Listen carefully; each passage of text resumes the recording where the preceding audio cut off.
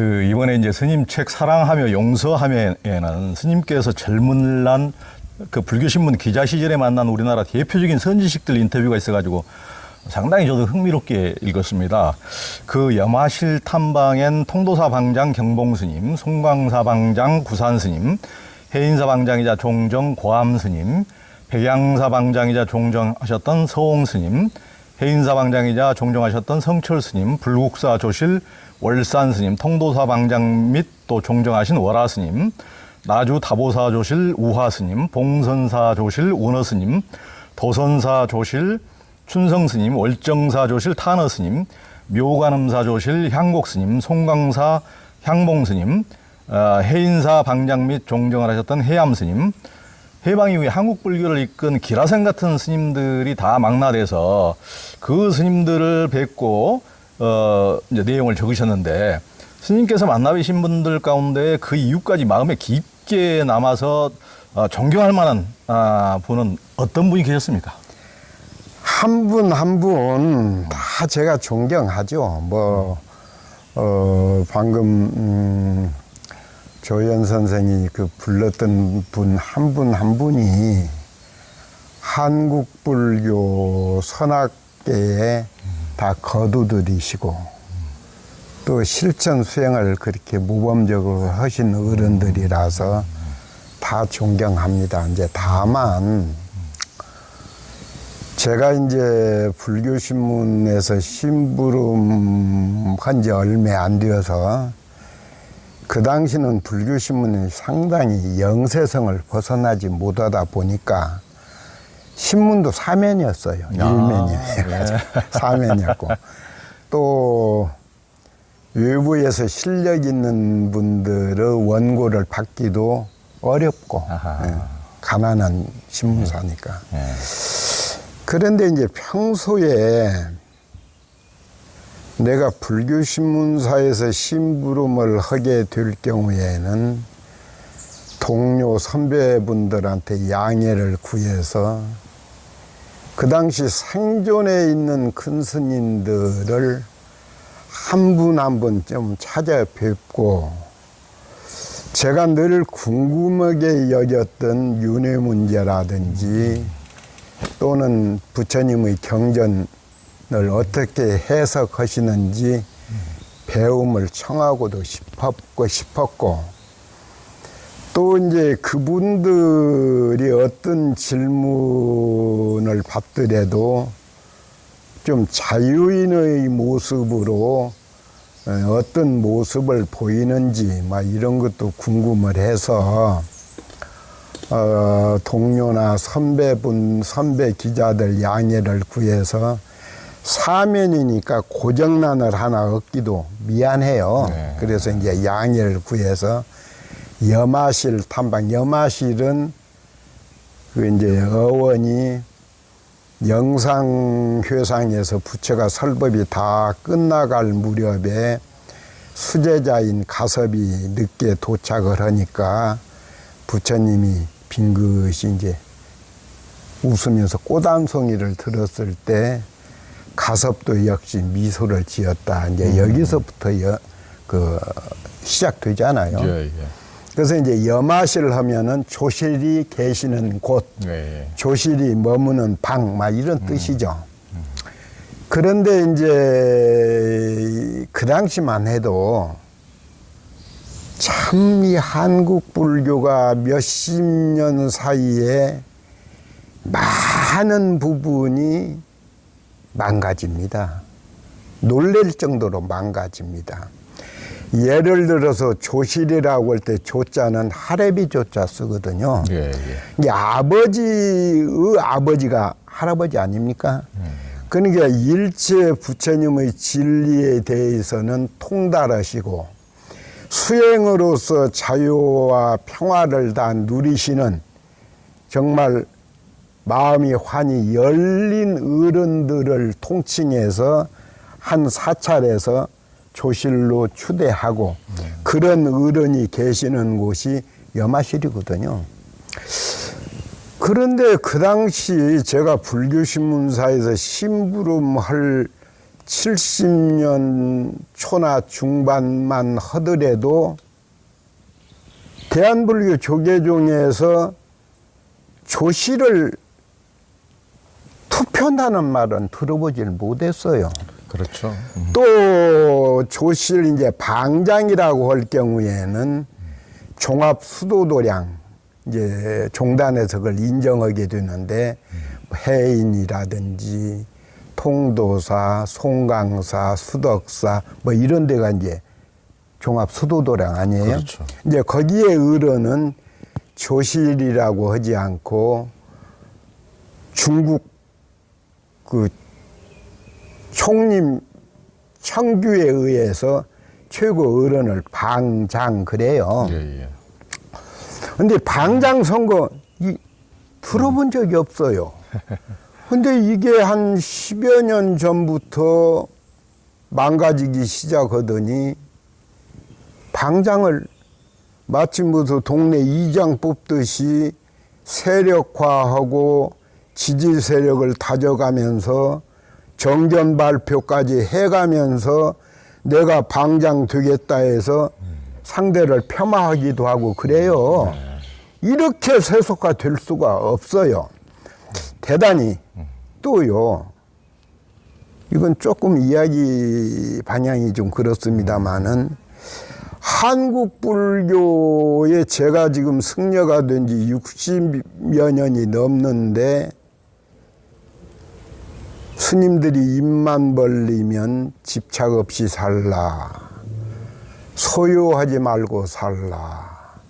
그래서 법정 스님 대표적인 수필집이 무소유라는 책도 나왔는데 무소유, 무집착 이런 모습으로 살아야 할 터인데 제가 60년 승려 생활 해오는 동안에 해인사든 송강사든 통도사든 대단히 훌륭한 스님들이 방장 조실을 하고 계셨지만은 그 어른들이 생전에 아니야 나 이제 조실 그만 할란다.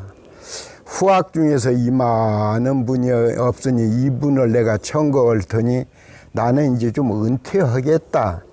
이런 분은 보지를 못했어요. 이름은 되기 그렇습니다마는 수덕사에 아주 큰 스님이 계시는데 그 어른께서도 정말 훌륭한 스님이신데도 100세가 넘으셨을 때까지도 방장을 하셨어요. 또 좀 민감하게 반응을 보일지는 모르겠으나 좀 그러지 않으길 바랬는데 해인사의 큰 스님 한 분은 40대 후반쯤 해서 해인사 방장으로 추대된 분이 계셔요. 그 어른이 죽음이 임박했을 때 상당히 육체적인 그런 어려움도 많은 걸로 알고 있습니다마는 그 어른도 돌아가신 다음에 방장을 선출하게 됩니다. 이런 모습들이 이건 좀 아니다. 가능하면은 뭐 좋은 후배들도 있고 나는 50대 초반에 방장이 됐는데 내가 뭐 사반세기 한 25년 정도 했으니 이제 내 육체도 늙고 병들어 간다. 부처님 스스로가 늙음을 탓하면서 낡은 수레와 같고 뭐 이런 말씀도 하시거든요. 근데 그런 모습을 왜 실천하신 방장 조실은 안 계실까? 여기에 대해서는 참 아쉬움이 많아요. 천주교 같은 경우에는 은퇴하잖아요. 원불교도 은퇴합니다. 심지어는 목사님들도 좀 거북하게 들릴지 모르지만은 자식들한테 세습해 주는 그런 원로 목사님도 계시긴 하지만 그것도 또 은퇴라는 제도가 있습니다. 이제 다만 우리 부처님 당시부터 부처님도 80에 이르기까지 중생 제도를 위해서 애쓰신 분들이니까 은퇴 제도가 없다 하더라도 조금은 이 방장이나 조실이나 대중을 이끌어갈 수 있는 큰 어른이시라면은 몸이 병들고 뜻대로 움직이지 않을 때는 좀 그런 후배들한테 자리를 양보하는 모습을 왜 남기지 볼 수 없었을까 하는 그 아쉬움이 있고요. 그 다음에 이제 큰 스님들을 목말라 있었죠. 항시 목말라 있었기 때문에 글쎄 형봉이 대단원에 할지 모르겠습니다만은 나는 상자 두지 않겠다 평생을. 왜 상자를 두지 않겠느냐 하면 세력화해요. 그렇죠. 예, 그 다음에 생일 찾아 먹지 않겠다. 나는 어느 절에 머물더라도 생일상을 받지 않겠다. 내가 언제 세상에서 마지막 그림자를 거둘지는 모르지만은 수행인의 자세에서 크게 벗어나지 않게 관을 만들거나 상여를 만들거나 만장을 앞세우거나 무슨 법당 영가 사진을 모시거나 유패를 모시거나 이런 건 내가 젊은 시절부터 마음을 늘 다져왔었어요. 그래서 이제 불교신문에 가서 목말라 있었기 때문에 이 한번 찾아뵈야겠다. 또 하나는 기록으로 남겨야겠다. 이런 스님은 이런 말씀을 하고 저런 스님은 저런 말씀을. 그 당시에는 제가 3만 원짜리 녹음기 가지고 다녔어요.